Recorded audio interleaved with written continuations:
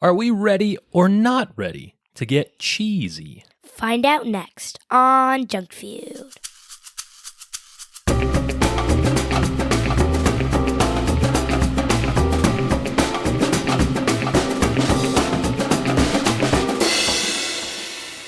Aw, yeah, welcome to Junk Food, the podcast about junk food, where we rate and review mystery treats to determine which one will be the undisputed champion of snacks. I'm your host, Mike. Alongside me, as always, Alyssa. Hey, Dad. Hey, Liz. How does Darth Vader like his toast? How does Darth Vader like his toast? I don't know. On the dark side.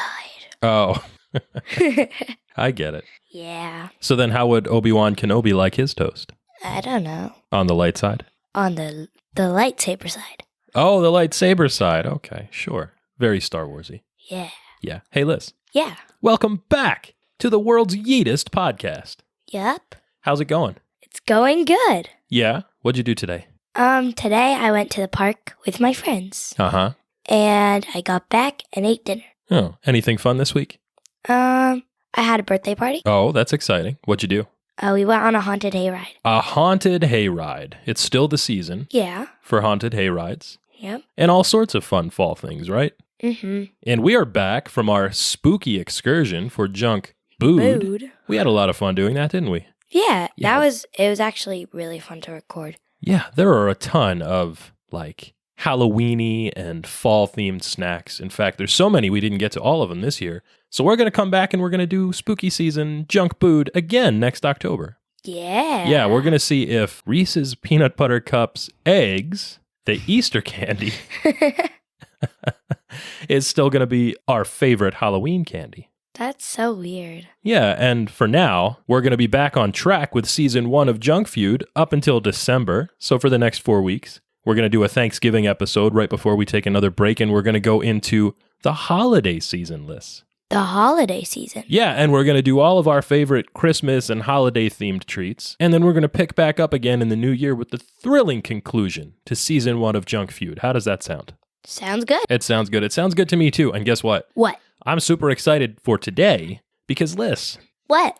crunchy salt, my favorite kind of savory snack, is back on the menu today. Uh-huh. Uh-huh. Okay.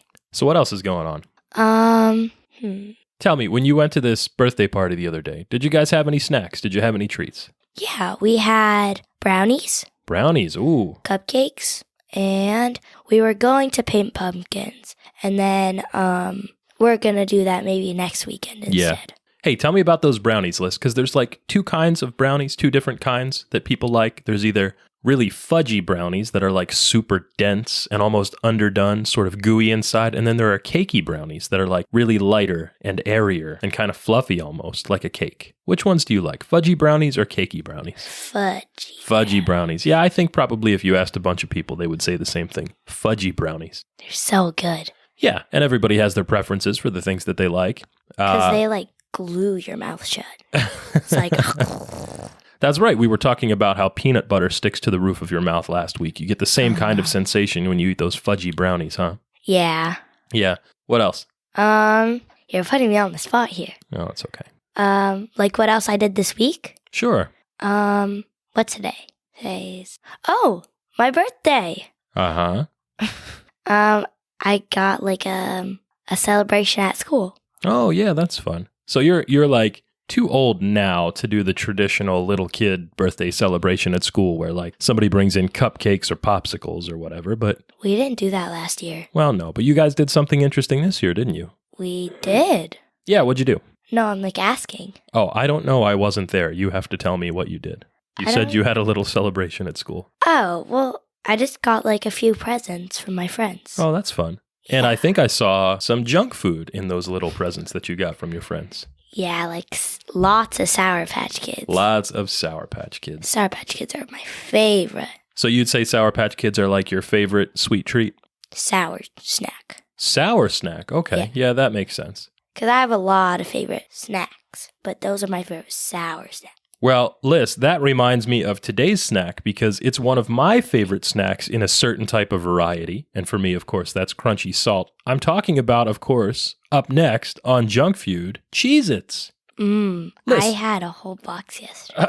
You had a whole box of Cheez-Its yesterday? Half of the box. Did you see half of them were gone? Well, yeah, I was wondering why there were just the little bits in the bottom left for us to try today on the show. Yeah. So it seems like you're very familiar with Cheez-Its. Liz, what do you know about Cheez-Its? That they are a lightly toasted cracker with the cheesy essence. The cheesy essence, what does that mean to you? I'm not sure, but I heard it on an ad. So a lightly toasted cracker with a cheesy essence. Liz, if you had to guess, how old would you say these lightly toasted crackers with a cheesy essence are? Oh, like at least 100 years old. Yeah, that's right. Cheez-Its were introduced in 1921, so they're just over 100 years old this year. That was a long time ago. That was a long time ago. Hey, what else was going on in 1921? Without looking at the notes. Any ideas? 1921. I don't know. Well, let's see. Warren G. Harding was inaugurated as the 29th President of the United States. The 29th president. That's right. The Chinese Communist Party was founded. Insulin, Liz, was discovered.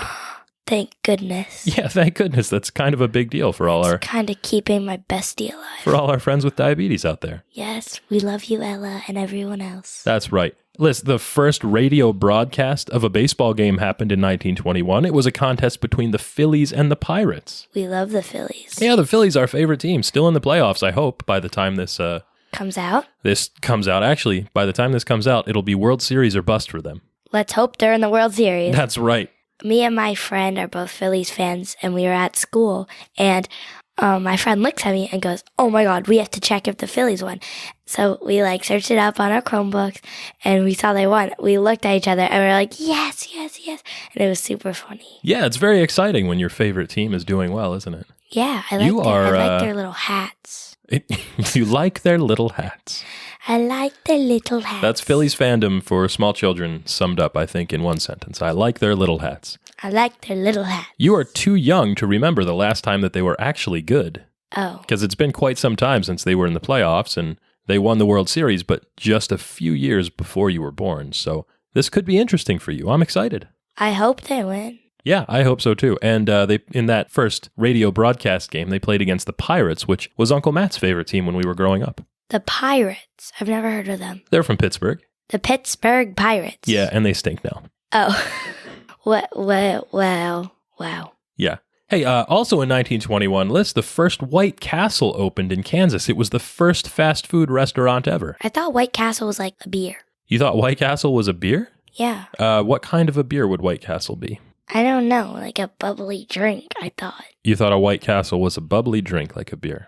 That's not a beer? No, White Castle is a hamburger restaurant, Alyssa. Then what am I thinking of? No idea. So I'm guessing then by that interesting factoid there, you've never been to a White Castle. No. No. Oh boy. So you are going to have an interesting time. We're going to take you there for sure. White Castle is a fascinating place. Where's the closest one? There's one kind of close by. It's in Roxbury. Where's that? Oh. Not too far away. Where you played soccer yesterday. Yeah, and we won 2-1. Congratulations to you and the rest of the team. Yes, good job, team. Yeah, so White Castle List, their claim to fame is that they serve these things that are called sliders, which are very, very tiny little hamburgers. You make those at home. I do make sliders sometimes. I don't make them exactly the way that White Castle does them. They have a really interesting concept for the way that the burgers are put together on an assembly line in the restaurant. It's really fascinating. I think they taste horrible. Wow. I don't like them very much. Well, this is definitely making me want to go there. Yeah, it's kind of an interesting experience that everybody should have at least once in their life. And I think I've used the word interesting to describe White Castle so far 3 times, which should kind of clue you in that I don't think it's very good at all. Yeah, then why do you have to take me there? Well, like I said, it's for the experience. Everybody should have White Castle at least once in their life. Okay. Hey, do you want to hear a funny story about White Castle? I'm not sure at this point. Oh yeah, no, it's fairly benign. So when Mom and I were in high school, there was this program in our school that was called the Gold Card program, which was to try to find a way to reward kids for doing good in school, for having good grades. And if you had a certain GPA or above, you were part of the Gold Card Club. The Gold Card Club. You'd get this little gold card, and it would entitle you to discounts and other types of promotions and certain things that you got in return for doing a good job in school. And one of the things that you always got every marking period in your gold card package was a coupon to White Castle for a free slider, because there was a White Castle directly behind our high school. Did you get one? I had the gold card every marking period, I think, or close to it, but I never actually went to the White Castle. I always traded the coupons away for other stuff. Oh, like an extra chicken nugget or something at lunch because I didn't want to go. I didn't like it at all, and I didn't want to go. Did Mom ever get it? You know what? I would guess to say that she definitely did not. Why? Mom is a very picky eater, or at least she was in high school. And White Castle was not on her menu whatsoever at all. Well, the way you describe it, I don't think it'll be on my menu either. No, I don't think so either. But you know what? There's a movie that's quite famous called Harold and Kumar Go to White Castle, which came out probably also before you were born. But it's really funny, and probably you can't watch it. Aww. But if you did, you would see like sort of the reason why there's a bit of fervor around White Castle and its particular fandom. Fervor. What's that? It's a fun word that means like something people are excited about. Fervor. It sounds like you have an accent when you say that, or like Fervor. maybe you're a little bit tired and you don't quite know what you're saying. Fervor. Also, Alyssa, in 1921, the Tomb of the Unknown Soldier is dedicated in the Arlington National Cemetery. Hey. Yeah. Pop quiz. Who's buried in the Tomb of the Unknown Soldier? No clue. You're right. No one? No, it's an unknown soldier. Oh. Get it? No. Oh, boy. So, hey, back to Cheez-Its. Cheez-Its are fairly popular, at least in the United States. They sell about $1.2 billion worth of products every year. And in fact, this year, they were the winner of the, get this, Snack Food and Wholesale Bakery Magazine Snack Producer of the Year Award for 2022. That's a lot. It's a lot of words. I have no idea what any of it means. Winner of the Snack Food and Wholesale Bakery Magazine Snack Producer of the Year Award for 2022. Yeah. That's a lot. All the accolades to Cheez-It, I suppose. Cheez-It. Cheez-It was invented in Dayton, Ohio. Alyssa, have you ever been to Dayton, Ohio? No, I haven't even been in Ohio. Oh, well, I've been there. In fact, there is a very fantastic Air Force museum in Dayton, Ohio. It's got a whole bunch of old Air Force One aircraft, you know, the aircraft that the presidents fly around on. Well, now I do. I thought you were talking about shoes. Oh, oh my goodness, because Air Force Ones are also shoes. Yeah. Do you know the Air Force One song? No. No? Nope. So you can't sing it then? No. Oh, we're going to have to listen to that. But you can sing it. No, I definitely can't do that. I think Nelly sings that song. He was from St. Louis. Who's Nelly? Nelly's a hip-hop artist. I don't know who that is. He's a hip-hop artist from St. Louis. Oh. Well, that's about all I know about him as well. So, Dayton, Ohio, where Cheez-Its were invented, is super proud of the invention of Cheez-Its, and as such, it has written a whole bunch of these self-congratulatory news articles about it, and most of them talk about the invention of the snack by a company called Green and Green, the Green and Green Cracker Company. They had this line of crackers that were called Edgemont crackers in the 1920s, and the one that became Cheez-It was originally sold as a baked rarebit.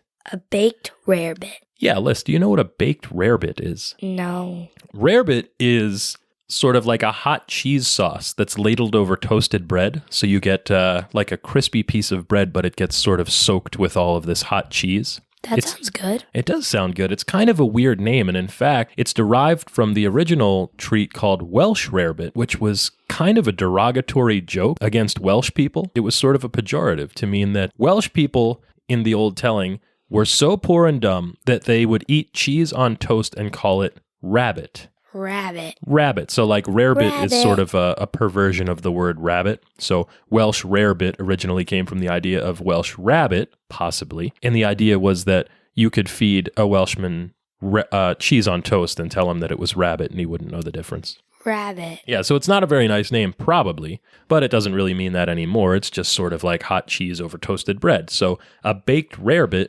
cracker was the idea that you could try to capture the flavor profile of Welsh rarebit in a shelf-stable snack. And in fact, the Green and Green Cracker Company was able to make a snack that lasted for up to 11 months on shelves with a cheesy essence, as you said. So that was kind of a big deal. Cheesy essence. Yeah, cheesy essence. My ad sounded really good.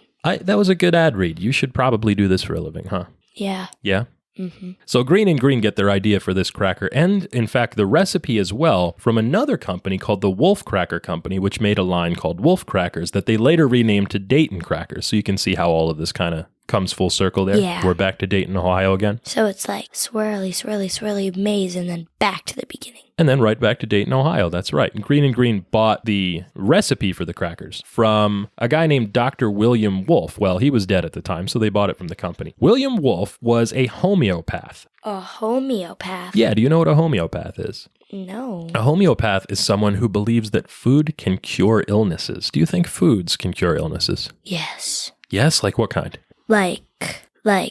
Oh, my orange pineapple juice. Oh, magic juice. Magic juice. Yeah, what illnesses does that cure? What was it? In the throat. Strep. You think that orange pineapple juice will cure strep throat? Uh-huh. Okay, interesting. It works for me. I mean, there is some precedence for drinks and foods being able to alleviate some types of suffering and symptoms of illness. Magic juice for sure. Help. What did you say last time was help yourself? Mac and cheese. Mac and cheese, help yourself. Magic juice. Magic juice, help yourself. Yeah. Great. You know, sometimes if you have an upset stomach, you can drink ginger ale. Ginger ale for it because ginger root and ginger extracts actually do help to alleviate symptoms of upset stomachs. And Coke. Any fizzy drink, in my opinion. That's right. That was, this is before your time, but there was a movie, I think from 1992 called Doc Hollywood that starred Michael J. Fox. And one of the plot points in that movie was that a local doctor gave a kid complaining of an upset stomach a Coca-Cola. And Michael J. Fox, the doctor from Hollywood, wanted to take the boy into surgery. And it was like this conflict that they had between the local people and their local medicine and this fancy hotshot doctor from out in Hollywood. Hot shot. That reminds me of hot chocolate. Now I want hot chocolate.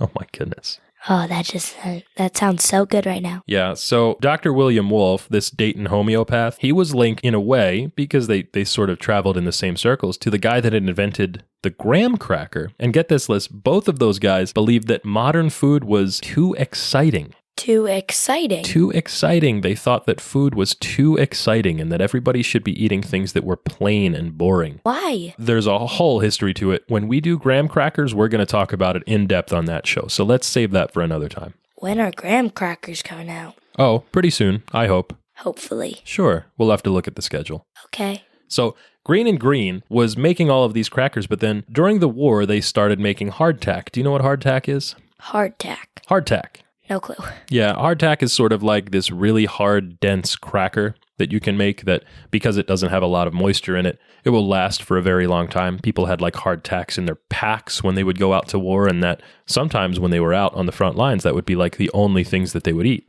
The only thing? Yeah, if you only had room in your pack for a little bit of food, you would take some hardtack with you, and it was pretty gross. There's a really good video on YouTube from a channel called Tasting History with Max Miller that goes in really in depth into the history of hardtack.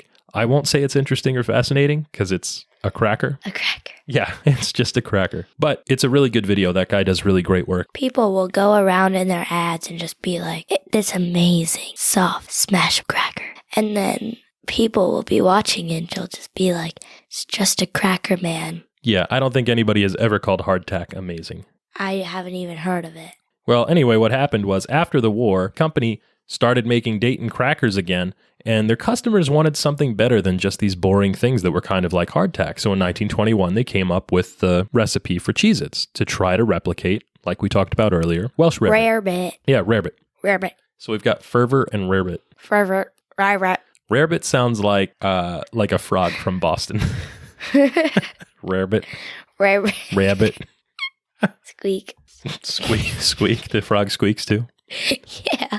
So after the Depression, which followed on a few years later, Cheez-Its were sort of like a comforting, cheap food that lasted a really long time. And get this, Liz, in the 1930s, they were priced at about 10 cents per pound. Don't Cheez-Its have like something that makes them like addictive? Addictive, you say? I heard that somewhere. Yeah, I think we're probably going to talk about that when we get to the ingredients, aren't we? Yeah, because, I heard it from Ella. Oh, from Ella. Because her mom said that Cheez-It crackers are addictive? Well, she heard that from her mom. Oh, yeah. Well, she might be onto something there. And in fact, the customers of Cheez-Its, at least during the Depression, thought that they were pretty addictive too, because at 10 cents per pound, like we said before, you could load up and kind of hunker down and have a nice treat that you could have that was comforting and cheap and lasted a long time, like we said earlier. Yeah. And since then, ownership of the Cheez-It cracker has changed hands a few times. First from the Green company, who bought a recipe from the Wolf Cracker Company, and then on to the Loose Wiles Biscuit Company, then to a company called Sunshine. Those are the same people that made the Hydrox cookies. Yeah. And then to Keebler with the elves, and then on to Kellogg's, the cereal company. The traditional red and yellow Cheez-It packaging came around in the 1940s. If you can believe it, before that, it was green and white. Have you ever seen a Cheez-It box that was green and white? I've seen the white cheddar box. Yeah, okay, the white cheddar has box. Green and white. That has maybe some green lettering on it, doesn't it? Mm-hmm.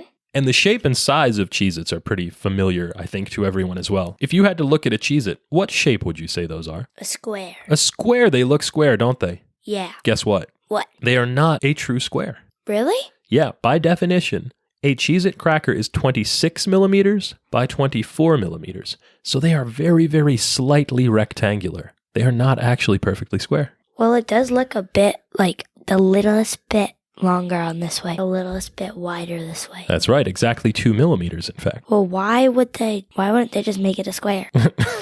I don't know. That's a good question. Eat the salt off of it. Liz, there have been more than 50 different varieties of Cheez-Its over the years. Most of them are cheese-themed, so like different variations on the theme of cheese. There's been Baby Swiss Cheez-Its, Atomic Cheddar Cheez-Its, Queso Fundido, Buffalo Wing Cheez-Its. Those are one of my favorites. So good. Yeah, there was an article on Thrillist.com that tried to rank all of the different varieties of Cheez-Its. They said that Italian 4-cheese Cheez-Its were the best, although they only rated 21 of the styles instead of all of the different 50 varieties that there had been.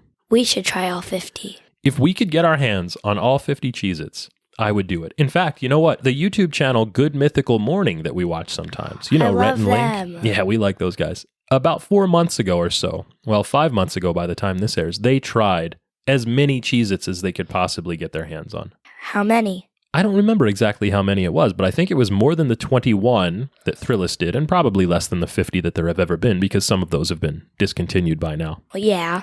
And in fact, Liz, aside from the discontinued varieties of Cheez-It, there are some new incarnations that have come up in the last few years. In 2019, there were Cheez-It Snap. Those are like the sort of bigger crackery varieties of Cheez-Its. Those are really good. They're sort of like in between a cracker and a potato chip. Yeah. And then there are Cheez-Its Puff. I've tried those before. Yeah, those just recently came out. They're like small rectangular shaped cheese puffs, like Have almost you like a tried Cheeto one? puff. Yeah, I've had them. I think they're pretty good. My friend had a bag of them at school. I was like, what are those? She goes, she said it just like someone like on TV would be like. She was like, they're Cheez-It Puffs. Did she also say help yourself right afterwards? No. No. Oh, I would. Now everything I'm going to say something, help yourself. Something, help yourself. Wait, will we get like copyright for that? Oh, you might. Oh, maybe I'll stop. Okay. So Liz, all of these different varieties of Cheez-Its, including the new Puffed and Snapped, have been developed in a 40,000 square foot innovation laboratory at the Battle Creek, Michigan headquarters, where Cheez-Its are made. Have you ever heard of Battle Creek, Michigan? I've heard of Michigan. Yeah, Battle Creek is I don't really know anything about it except 2 things. 3 things, really. Number 1, it's fun to say. Battle Creek. That's like a good town Battle name. Creek, Battle Creek. Oh, bet you can't say it 5 times fast. I definitely can't, and I'm not even going to try. Try. Battle Creek, Battle Creek, Battle Creek, Battle Creek, Battle Creek. Hey, that was 5. Battle Creek. I can't do it. Yeah. Battle Creek, Battle Creek, Battle Creek, Battle Creek, Battle Creek, Battle Creek. Fervor. Rarebit. Battle Creek. Fervor. We need to add all of those to the junk food dictionary. Right after segment switcher upper. Yep. Yeah, that was What a was good the one. other one? I don't know. Oh, the World Eats podcast. Yeah, that's right. So, Queso Fundido. I mean, that Queso Fundido is going to go into. That's fun to say. Battle Creek is fun to say. Queso Fundido is fun to say. Listen, the other 2 things I know about Battle Creek, it was the name of a map in Halo Combat Evolved, the original Xbox shooting game. Everyone talks about that. Yeah, and it's also the home, or at least the place that he's billed from, Rob Van Dam, professional wrestler, one of my favorites of all time. Rob Van Dam. Rob Van Dam of the 5-star flog, oh no, 5-star frog splash fame. Flog splash fame. Flog splash. We gotta add that too. Flog splash. Maybe the Boston Frog that says rarebit can say flog splash. Rarebit. Sounds like you're saying Robert with like a weird accent. Robert. Oh boy. What? It does. Hey Liz. Yeah. Speaking of innovation, Cheez-Its have been involved in some recent robotics research, if you can believe that. robotic. Yeah, it doesn't seem like something that a snack food manufacturer would be involved in. But in this case, in 2015, the IEEE International Conference on Robotics and Automation in Seattle held its first ever Amazon Picking Challenge. Why do you think they might do something like that? Amazon picking? Amazon Picking Challenge. I have no clue. Well, it was a competition that was designed to help robots learn to manipulate real-world items in industrial settings. So you've seen like robots that work in car factories that can pick up a car door and bolt it in place, right? Something like that. Didn't you get to like play with a robot dog? Yeah, I've definitely seen and operated robot dogs and robot vehicles and all sorts of fun stuff. And in this case, Amazon was trying to figure out if the robots that they designed for their warehouses would be able to pick up and pack very fragile things. They used boxes of Oreos, for example, because the Oreo box is not very rigid on the outside and the things inside are very fragile. So if you have a robot that's picking up those things and putting them in boxes to be shipped, you want to make sure the robot is able to pick those things up safely and not damage them. And in fact, Cheez-Its, Liz, were the toughest challenge for all of the robots. They couldn't be removed from picking bins without being rotated first because of the size and shape of the Cheez-It box. And all of the robots struggled with picking up boxes of Cheez-Its. Can you remind me? I want to test my theory. Like dropping it from a little bit off the table, a little more, until it like breaks. You want to see how high you can drop a Cheez-It from before it will break? Yes. Okay, we'll do that later. Okay, you have to remind me though. Well, you maybe could have entered yourself into one of these competitions. And in fact, ultimately, the competition for the Amazon picking robots that figured out how to get those Cheez-Its out of the bins was won by the Technical University of Berlin. And then MIT, the Massachusetts Institute of Technology, came in second place. Second place? Yeah. That's where I would place. You would come in second? Yeah. In the robot competition? Yeah. How would you convince the judges that you were actually a robot and not a person?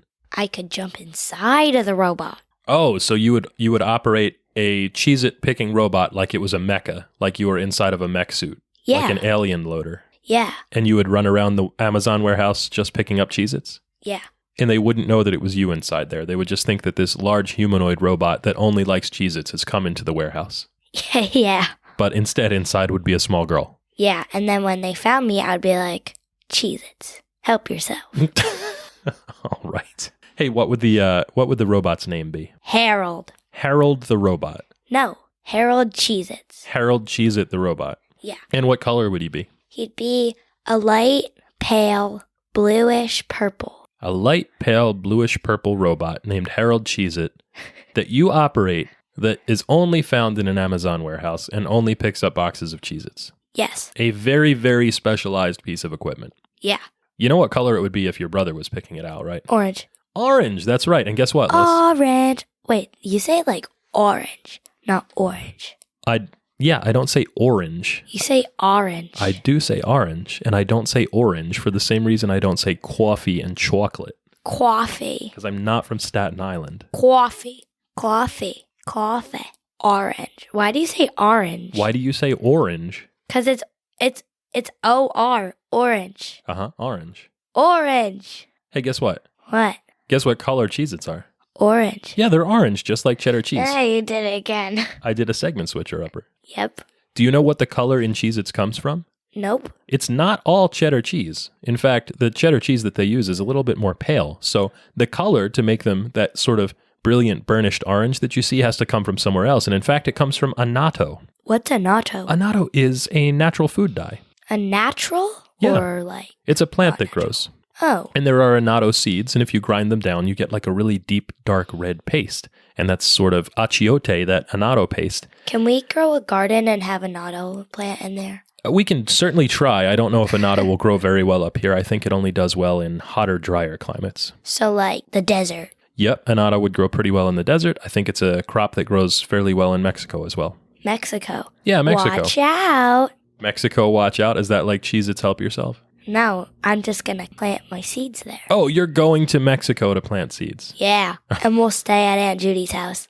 Gee. It's a really pretty house. It is, you're right. Yep. So aside from the annatto and the cheddar cheese, there's also a little bit of paprika in the crackers. Paprika, and that gives them a little bit of flavor as well to add complexity to the taste profile. But all of this together, putting the annatto and the paprika and the cheese in there, it's sort of like giving the crackers a fake tan. Like we're changing their color to make them a little bit more orange. Speaking of cheese, I got the spray cheese today. Oh, I saw that in the fridge. I'm very excited about that. In the fridge? I put it in the pantry. Well, then I saw it in the pantry. Did you have some yet? No, not yet. It's good. It is the holiday season, or the holiday season is coming up, and that's probably like the only time of the year when we reliably have a can of spray cheese in the house. I feel like we only have spray cheese during Christmas. Yep. Because that's when Uncle Matt comes.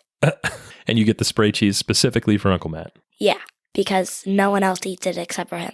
You know what? I would say, Liz, that spray cheese is underrated, probably. Underrated? Underrated, yeah. I think it's a surprisingly good foodstuff. It's kind of good. It's weird that it comes in a can and has a spray nozzle on it, but you know what? If we can eat pizza that gets sauce sprayed on it with a hose, we can eat cheese that comes sprayed out of a can, right? Yeah. Yeah, and Cheez-Its as well have an interesting... There it is. I said interesting again. Stop saying interesting. Cheez-Its, just like spray cheese, have a fairly complex flavor profile. Yeah. Yeah, and most of that comes from a guy whose name is W. Elliott Brownlee, or was. He's a biochemist. He died in 1997. But before that, he had been a vice president at a subsidiary of Sunshine Bakery, which at the time owned Cheez-Its. And he was developing specialized flours and additives for snack foods, just like Cheez-It. And this is interesting, Liz. He later won an award for ice dancing in the New York Senior Olympics of the 1970s. How does that have to do with Cheez-Its? It doesn't. It's just an interesting fact about this guy, Elliott Brownlee. Okay, then. You don't really think of biochemists who are designing food additives to have sort of exterior lives like that. Yeah. Yeah, but he was pretty fascinating. Hey, do you know who else? What fictional character was a food additive scientist? A food scientist? Specifically a food additive scientist. No. Clark W. Griswold Jr. Griswold? Yeah, Clark Griswold. Remember he was designing a non-nutritive cereal varnish? No. That's the stuff that he sprays on the bottom of his flying disc that he uses to sled down the hill and break the world land speed record? Can we get some of that? Well, it doesn't exist. There is actual cereal additives that keep your cereal crunchy in milk. It doesn't exist yet. Yet? Oh, you're going to invent a non-nutritive cereal varnish? Yeah, that's edible. And then you're going to say, let me guess, non-nutritive cereal varnish, help yourself. No? Help the peck. Oh, boy. Did you know, Liz, that Cheez-It has a mascot? Is it cheese? It is. It's a wheel of cheese, and the wheel of cheese makes very juvenile jokes. You know how we make dad jokes on this show? Yeah. He makes, like, kid jokes. Kid jokes. Yeah. It's a reference to the fact that certain types of cheddar cheese mature as they age. So when you say a flavor matures, that usually means that it changes a little bit and gets usually deeper and more complex. So the idea behind that advertising campaign was that cheddar cheese used for Cheez-Its was of a better variety than some newer cheeses. Does that make sense?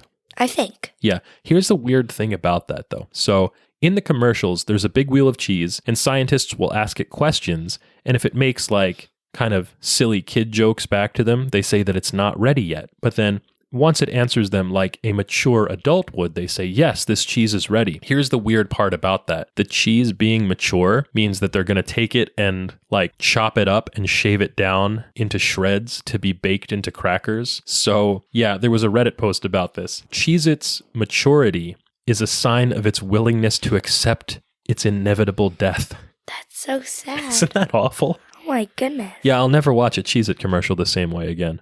Yeah, you just ruined my Cheez-It hood for me. Well, Liz, here's a way to cheer you back up. If you want to see lots of Cheez-It commercials, probably, you can watch the Cheez-It Bowl. There is a college football bowl that's named after Cheez-Its. When does the Super Bowl end? The Super Bowl is usually in February. The Cheez-It Bowl this year is going to be in December, on my birthday, if you can believe it. The 20... That's okay. You don't have to tell everybody when my birthday is. Okay. Yeah, so the Cheez-It Bowl was originally the Blockbuster Bowl in 1990. It was held in Miami. The inaugural game was Penn State versus Florida State. Now the game is held in Orlando. Before it was the Cheez-It Bowl, but after it was the Blockbuster Bowl, it was, Liz, are you ready for this? Yes.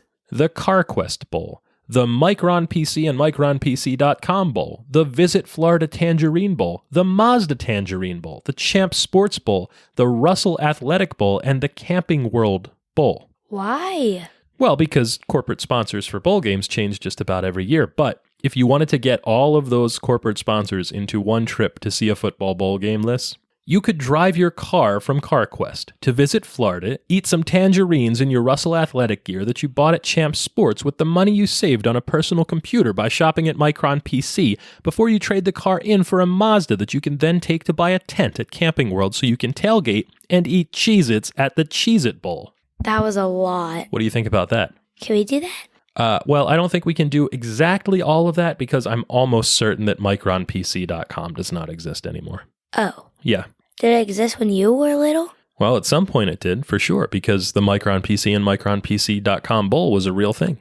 Oh. Yeah, there were a lot of personal computer vendors way back when, usually around the 90s, like right in that early internet or pre-internet era. I think our first home PC was an Apple IIe, and then after that, our first Windows PC was a Gateway 2000, I want to say. And I think after that, we had a Compaq Presario. These are words that mean absolutely nothing to you, but for some of the folks out there that are my age, these names are going to bring back a little bit of nostalgia, I think. Yeah, I have no clue what any of that meant. So Liz, here's another good fact circle for us. The original Blockbuster Bowl was held in Miami, Florida. Dayton, Ohio, where Cheez-Its were invented, sits on the banks of the Miami River, which is not named for the city in Florida list, but rather for the city in Ohio, which is Miami, Ohio. Miami, Ohio? Miami, Ohio. Guess what? There's a university in Miami, Ohio, which is Miami University of Ohio. The most famous alumnus from that school probably is Ben Roethlisberger, a football quarterback who was drafted to play in Pittsburgh, where we said earlier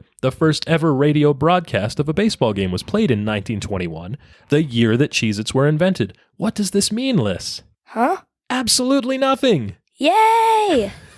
Okay, one more? Yeah. Okay, the Cheez-It Bowl was originally held in Miami, but it's now held in Orlando, where in 2010, a man was arrested for battery because he threw a box of Cheez-Its at his wife and hit her in the eye. 2010? That's when I was born. Yeah, well, you weren't there for that, thank goodness. That would have been funny. Here's another funny fact about the Cheez-It Bowl list. At the 2020 Cheez-It Bowl, so just 2 years ago, Yeah. Oklahoma State beat Miami 37-34. Mm-hmm. The Oklahoma State coach was doused with a Gatorade jug full of, guess what? Cheez-Its. Cheez-Its! That coach was a guy named Mike Gundy. Have you ever heard of Mike Gundy? Nope. So Mike Gundy is famous really for two things. He has, number one, a really fantastic mullet. Ugh.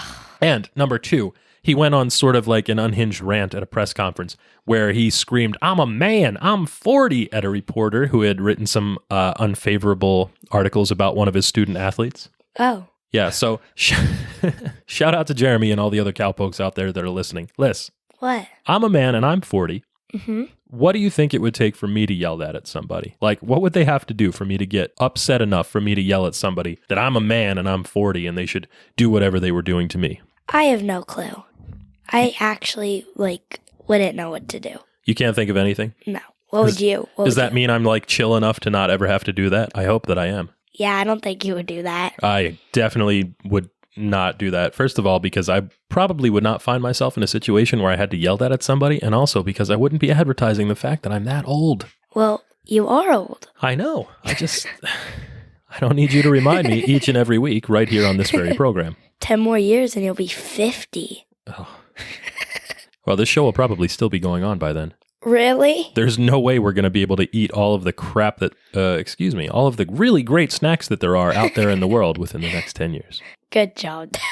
Thanks, bud. Segment Switcher-Upper. Segment Switcher-Upper. In addition to the Cheez-It Bowl list, there have been a lot of different partnerships for marketing efforts with Cheez-Its. In fact, there's one with a vineyard called House Wines. They make wines specifically to pair with Cheez-Its. Like stuff to drink with Cheez-Its? Yeah, it's wine that you can get to drink just with different kinds of Cheez-Its. Why? Because wine pairing is a thing that people do with food. And in this case, the Cheez-It marketing department probably paid them a bunch of money for a partnership agreement. I'm sure they have many wines for steak. Probably there are some wines with steak, maybe like a nice Burgundy or a Cabernet. Do they have a wine for Cheetos? They don't have a wine for Cheetos as far as I know, but they do have a wine for the extra toasty variety of Cheez-Its. It's a very special Sauvignon Blanc that they've invented. Oh. Yeah, and in fact, you can use Cheez-Its in recipes as well. There's a chef named Mason Hereford who in 2017 won the Best New Restaurant in America honorific for the New Orleans eatery Turkey and the Wolf. That was courtesy of Bon Appetit magazine. Bon appetito, chico. Yeah. Well, Chef Mason uses Cheetos in sandwiches and on ice cream. And his pastry chef, in fact, has a chocolate chip and Cheez-It cookie in her repertoire. Do you think that would be good? No, I like salty and sweet stuff together. I don't. You don't Well, think I Cheez-Its do, and chocolate but, chips would be good together? No. Well, then you're not going to like this next treat list. It's from goldbelly.com, which is a website that ships foods all around the country from famous places. And on the 100th anniversary of Cheez-Its last year, they had a 100th anniversary Cheez-It cake. They used, a cake. They used an entire box of Cheez-Its in the recipe for the cake. A whole box? A whole box. There was ground Cheez-It flour in the cake mix. There were Cheez-Its sprinkled on top. It was made by Chef Stephanie Izard from Top Chef. She had a Cheez-It themed cake at her wedding, Liz. A Cheez-It themed cake. At her wedding. At her wedding. That's right. How did her husband feel about that? Well, I think he probably either loved Cheez-Its or really loved his wife. What would you do? What would Mom do if you did that? If I said I wanted a Cheez-It cake at our wedding? Yeah. Well, I probably wouldn't have to worry about it because she wouldn't have married me. That's true. Yeah. My favorite application list of Cheez-Its is something that I do at home, and it's something that I call Dirtbag Snack Mix. Dirtbag. Yeah, so you know how I'm we... just a teenage dirtbag, baby. Yeah, well, we're about to be Cheez-It Dirtbags list. When I'm too tired to make real snack mix, you know that like really big batch of snack mix that we make with all the really good stuff in it? Yeah. When I either don't have all the ingredients or I'm just too tired to do it, I take a handful of Cheez-Its and a handful of peanuts, and I just stick them in a bowl and I eat them together. And it's a little bit more complex than like just eating the Cheez-Its or just eating the peanuts, but not as involved as going to the trouble of making a real snack mix. So that's Dirtbag Snack Mix, Cheez-Its and peanuts in a bowl together. Do you call it that because it's like bad? No, because because it's like, it's good, but it's like trash. I really just call it that because it's lazy. Yeah. Yeah, like lazy, like a dirtbag. Well, making Dirtbag Snack Mix is one of my favorite things to do with Cheez-Its. And Liz, guess what? What? It's time for my favorite part of this show. Alyssa reads the ingredients. Alyssa reads the ingredients. Are you ready? Yeah. Go ahead. Actually, I don't know if I'm ready for this. You can do it, I believe. Okay. Enriched flour, wheat flour, niacin, reduced iron, vitamin B1, diamond, mononitrate, vitamin B2, riboflavin,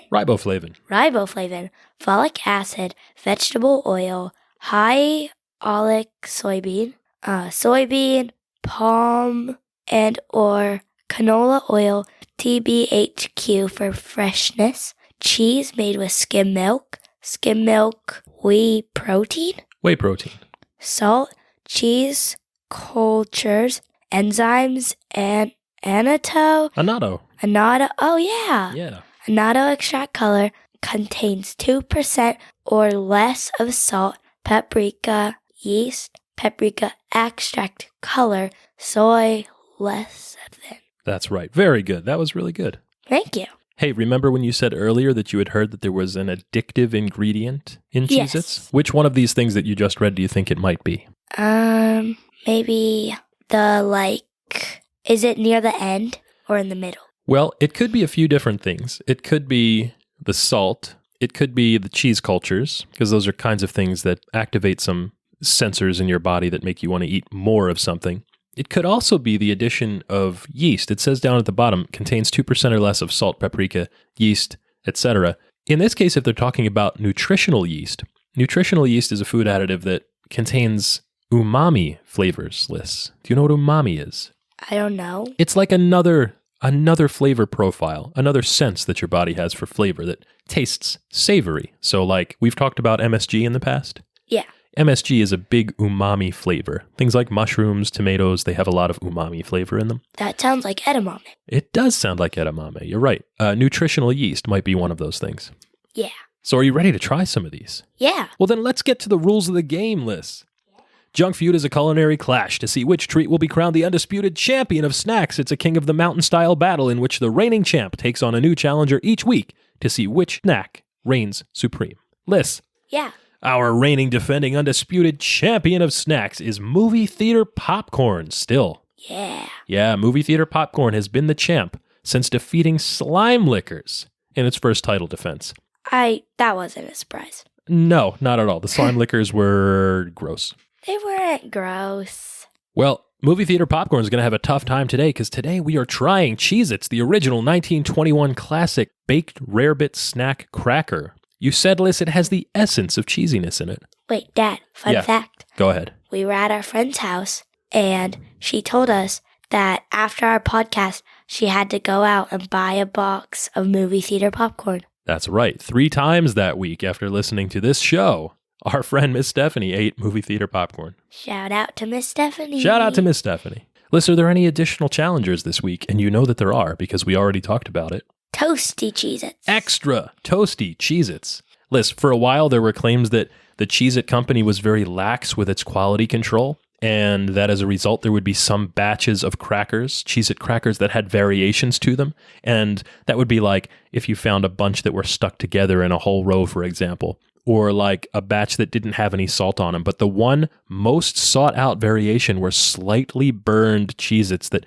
maybe would have been left in the oven too long. And people that liked those said that the extra toasty Cheez-Its had a better depth of flavor. So, always being innovated, Cheez-It started marketing extra toasty Cheez-Its on their own. And in fact, some people say this was just a way for them to cut down on food cost by reclaiming crackers that would have been rejected by their quality assurance profiles otherwise. Yeah.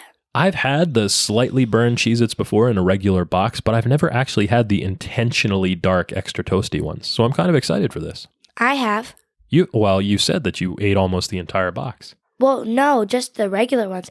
But I have had the burnt ones before. Oh, well, so then you know what to expect, so you can kind of coach me through the differences here. Yeah, they're pretty good. Well, guess what? What? It's crunch time. Crunch time. We rate our snacks using a tier list from sprinkles to fun dip. Sprinkles to fun dip. So snacks can be graded A, B, C, D, or F, with the very best treats earning the elusive S tier ranking.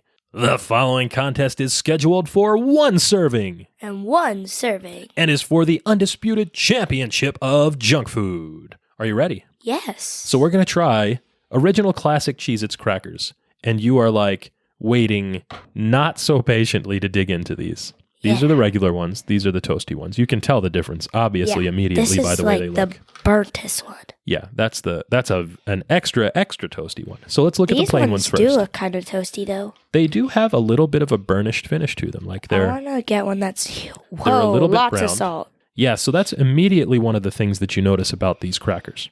And the little ridges, I like those. Those are cute. The ridges on the outside are cool. The hole in the middle is cool, and it probably actually is functional.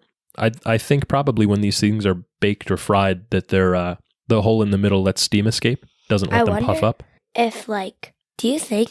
Actually, I'm going to save my question for the end for the will it deep fry, because I have something cool about that. Good idea. I'm just looking at the outside of these things. There is so much salt on these crackers. It is like very, very visible, very prevalent on the outside. And you are licking the salt off of the cracker. That's disgusting. And crunching away. I'll try one of these now. Just as good as I remember from yesterday. Yeah, these are really good. I love them. There's like a big burst of saltiness right at the initial bite. I'm going to try catch it. Oh, really close. Oh, that took a pretty far fall. Well, we'll do that later. There's sort of like that toasty flavor of the baked flour, obviously, or fried flour. And then the cheese is present the whole time, but it's not overwhelming. These are obviously very cheesy crackers.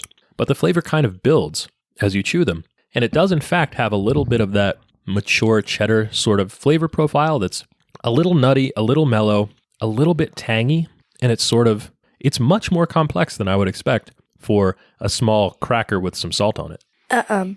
You mean the lightly toasted cracker with the cheesy essence? Yeah, the cheesy essence is absolutely here. Wait, I gotta redo that. Ready? So, the lightly toasted cracker with the pale orange coloring and the cheesy essence. Did you forget what you were saying right in the middle there? Yeah.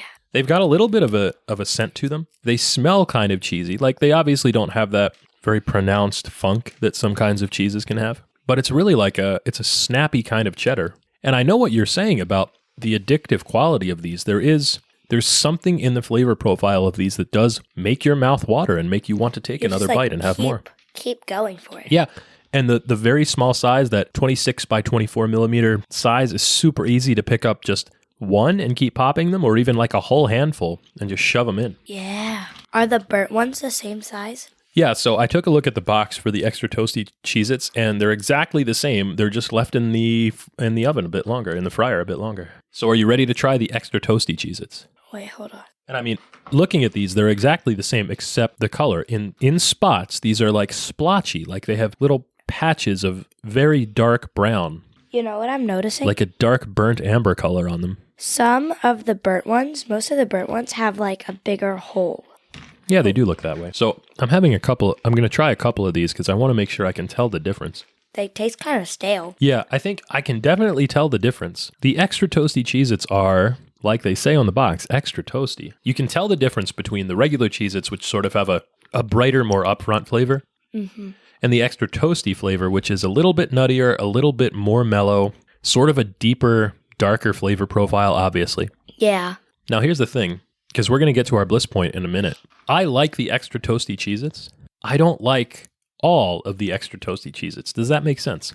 Like, if I had a box of regular Cheez-Its, and every now and then there was one in there that was a little bit more cooked, I would like that as a change from what I was eating, but I don't want them all the time. I don't want every one I eat to be extra toasty.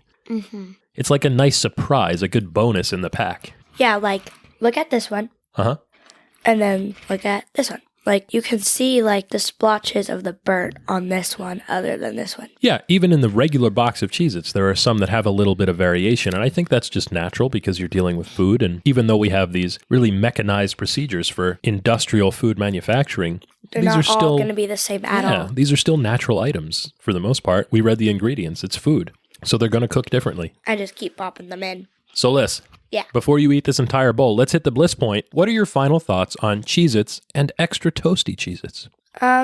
Well, they definitely have plenty of salt. Lots of salt, for sure. Can I rate them? Absolutely. Let's have your ratings. From sprinkles to fun dip. Let's see what you think. I would much rather have the regular Cheez-Its than the burnt ones. I agree. Extra toasty is good, but not all the time. Yeah. I'd say I'm going to give the Cheez-Its an A and the extra toasty maybe like a B+.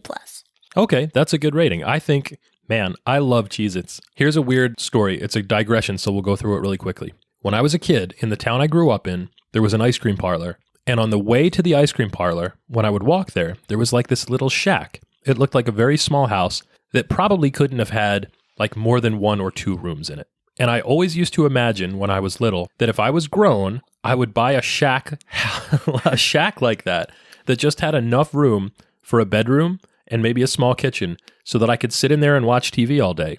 And next to the chair in which I would sit and watch TV, I would have big barrels that had all my favorite snack foods in them. One of them would have Oreos, one of them would have Doritos, and one of them would just be a big barrel of Cheez-Its.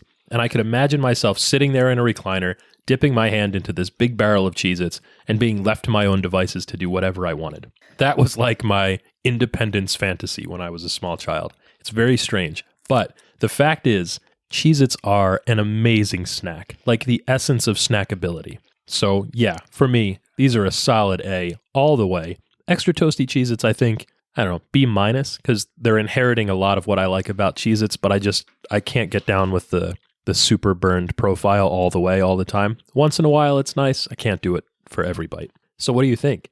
As you have an entire mouthful of these as you're listening to me and chomping away.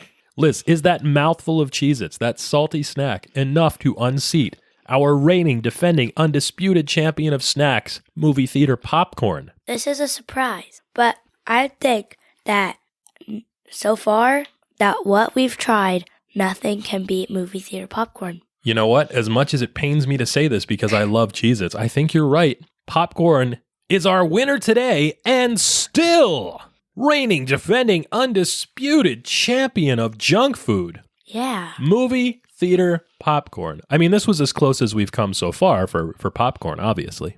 Yeah. Because Slime Lickers wasn't going to do it. Well, obviously. No, and I think there's going to be an interesting competition next week because the 2 different types of snacks we're going to have are pretty diametrically opposed. They are like on opposite ends of the snack spectrum. But for today, a valiant effort, but Cheez-Its cannot get it done. Wait, Dad. Yeah, bud. We still have to try my experiment. Oh, it's time for an impromptu food experiment with Alyssa. Yeah. Let's see how high you have to drop a Cheez-It from before it will break. Okay, so we're going to start with about an inch. Okay. Nope. didn't break. Still intact. We'll do from about here. That's I'd about say. 3 inches? Sure. Yeah, we'll just say 3 inches. Still intact. I want to try up here now. Okay, that's about a foot. Still intact, and in fact, you dropped it on the floor. We'll still use this one because this is like our showbiz one now. Okay. All right, let's see. It's about a foot and a half. Oh. Has not broken yet. What if I Oh, all right. So if you slam it down on the table, then the Cheez-It shatters, and you get crumbs all over your keyboard, which is exactly what happened. And then you eat the crumbs. Oh, I forgot this one fell on the floor. Oh, gross. It's okay. Well, you know what else is okay? What? The Oreo rule. Yeah. We don't have any Oreos this week, but Lissa, What? there is a rumor going around that Snickerdoodle Oreos are coming back soon. What's a Snickerdoodle Oreo? Do you know what a Snickerdoodle is? Yes. What is it? It's a cookie. It's a cookie. What's the flavor profile of a Snickerdoodle? From what I remember, I feel like it was like cinnamon. Yeah, it's like a cakey sugar cookie that's rolled in cinnamon sugar. Yeah. So that'll be interesting to see how they do Snickerdoodle Oreos, because these have been around before, but I don't remember having them before. I don't either. We'll have to try them when they come out. You know what else we'll have to try? What? To figure out, like we do each and every week, by asking a very important question, can you deep fry this week's snack? Will it deep fry? Maybe. Maybe, yeah, sure. So I don't think you would want to deep fry a Cheez-It cracker itself. They're already fried. What might you want to do? You said you had something to say about this. So with the size of like the hole in the Cheez-It, maybe like a really thin skewer, you would like put them on in like a Cheez-It stack almost. Like a Cheez-It kebab, sure. And then you would like stick it into like the deep fry stuff, hold it until it's like a corn dog thing, Yeah. and then eat it. Oh, so you would want to skewer and then fry and then eat Cheez-Its as they are. Yeah. You know what I think would happen if you did that with some regular Cheez-Its? What? You would have just invented extra toasty Cheez-Its. Mm-hmm. I think it's probably the same thing. You know what you can do though, Liz? What? You wouldn't want to fry the Cheez-Its themselves, but you would want to make recipes using Cheez-Its as ingredients that maybe you then fried. So just like the Cheez-It cake that used crushed up or ground up Cheez-Its, you could use crushed up Cheez-Its as a breading for fried foods or snacks. In fact, I'm thinking of like a Cheez-It chicken cutlet. That would be pretty good. Ew. Yeah, people use like crushed up cornflakes to make fried chicken. You could use crushed up Cheez-Its as the external breading for fried chicken. I think that would be pretty good. Maybe we'll try that. Good idea. You know what else we're going to try? What? We're going to try to check out the back of the box. The back of the box. This is a weekly segment where we play a little game. Alyssa, would you like to play a game? I would love to play a game. This week's segment is perennial favorite. Alyssa Explains It All. My favorite. Alyssa Explains It All is a segment where Alyssa, a child, explains to me an item of use... Use culture. an item of youth culture. Okay. What's the phrase, Dad? Okay, so I heard a phrase the other day. I want you to tell me what it means. Yeah. I heard the phrase, no cap. Oh, gosh. No cap. And I think it's possibly related to this week's snack, but in a weird way. Why? Okay, are you ready? Yeah. Here's what I think no cap means. In Green Bay, Wisconsin, Alyssa, Yes. there's a football stadium called Lambeau Field. We talked about the Cheez-It Bowl and Cheez-It sponsoring football. The team that plays at Lambeau Field is called the Green Bay Packers, and Green Bay Packers fans have lots of interesting traditions, but one of them is the donning of a very specific type of headgear. A hat, Alyssa. The cheese head. Do you know what the cheese head is? Have you ever seen the cheese head hat? No, but this is taking the wrong turn. Well, bear with me here. So the cheese head is like a big wedge of, it looks like Swiss cheese that you wear on your head. Now, the reason for this is that the Midwest makes a lot of cheese. Wisconsin in particular is famous for cheese. And so there are cheese heads that wear these things on their heads and root on their team. So Liz, Yeah. when someone says no cap, I think no cap means I'm not wearing a hat.